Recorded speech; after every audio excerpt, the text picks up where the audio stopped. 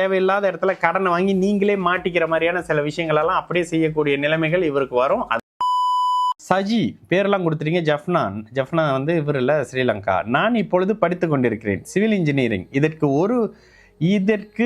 1 year break எடுத்துட்டு online business செய்யலாம் என்று முடிவு எடுத்திருக்கிறேன். சரியா? நினைச்சதை அடையும் காலம் வருமா?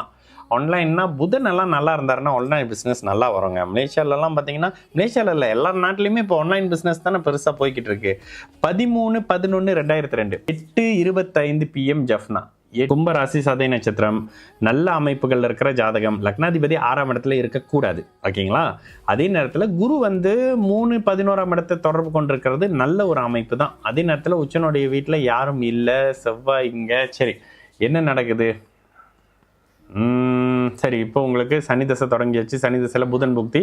ஜூனுக்கு பிறகு வேண்டாம்னாலும் எதுலேயோ காலை விட போகிறீங்கன்னு தான் சொல்லுவேன். 6ஆம் இடம் புதன் 6ஆம் இடத்துல இருந்தாருன்னா உங்களை 12ஆம் இடத்தை பார்த்து முதலீடுல ஆர்வத்தை காட்டுவார். என்ன கேட்டிருக்கீங்க? 1 இயர் எடுத்துட்டு பிஸ்னஸ் செய்யலான்னு முடிவு பண்ணியிருக்கிறீங்க. என்ன பிஸ்னஸ்ன்னு கூட சேர்த்து சொல்லியிருந்துருக்கலாம். சரி, என்ன வரும்?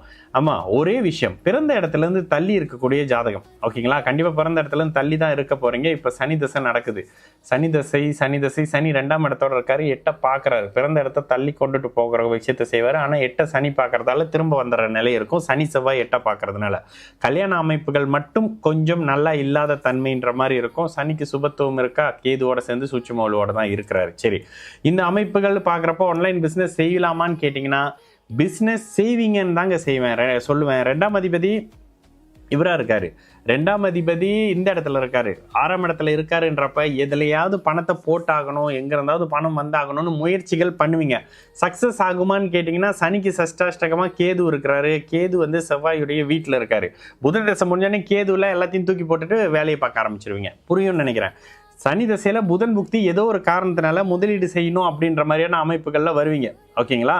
சனி தசை புதன் புக்தியில் அதை பண்ணுறான் அப்படி இப்படின்னு சொல்லிட்டு ஏதோ ஒரு 6ஆம் பாவகத்து தன்மையில் வெளிநாட்டு பொருளை எடுக்கிறது, இம்போர்ட் எக்ஸ்போர்ட் மாதிரி ஏதோ ஒன்று பண்ணி அதுக்கப்புறம் சனி தசை கேது புக்தியில் எல்லாத்தையும் சாத்தி வச்சுட்டு வேலையை பார்க்கலாம் அப்படின்னு சொல்லிட்டு மறுபடியும் இயல்பான அமைப்புக்கு வருவீங்க. ஆனால் கொஞ்சம் நல்லா இல்லைங்க.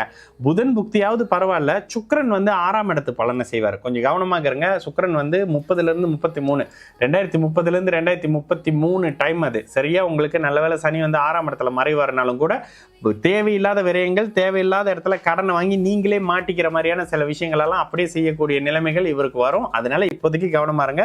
செய்யலாமா வேண்டாமா? செய்ய வேண்டாம், செய்யக்கூடாது. ஆனா நீங்க செய்வீங்க. அதனுடைய விளைவுகளை 2028க்கு பிறகு பார்க்க ஆரம்பிப்பீங்க. This is fabulous Aragaja oil. It keeps you energized, positive and spiritually connected all day.